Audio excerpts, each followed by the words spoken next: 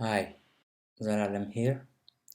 Welcome to our third video on Java programming for beginners. In this video, we'll set up our IDE, which is NetBeans. But first, please subscribe using the red button on the right lower part of the video. Go to google.com and here type NetBeans.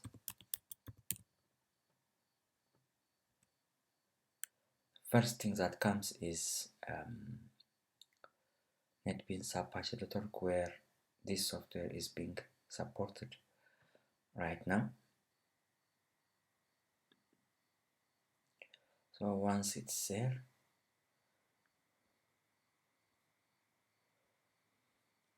click the button which says download. So you here see your options. You can see for Windows, Linux, or Mac OS X. You choose your download depending on your platform. Mine is Mac OS X, so I'll choose this one and will download the software. Once it's downloaded, go to the folder where the IDE is downloaded and double click the file. So you'll have this pkg file loaded. Double click it and then you'll be presented with the installation interface.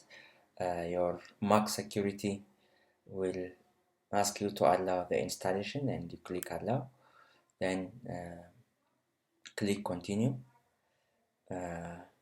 agree with the license, and you'll be presented with information on how much disk space it will require and the installation location. So this is a default location. If you want to change the location of the installation, you can click this button and change the drive where you want to install. For me, I'll choose a default one and I'll click install. Then your Mac asks you your password and you enter your password and hit enter. This will install the system, the IDE into your system. So that tells you that this is successfully installed. Then you can remove the file. Once it's installed, we can delete the file. Alright, that's it for this video. In the next video, we will check our system, whether our setup of the JDK that we have done in the previous video is working well with NetBeans installation, our integrated development environment. See you then.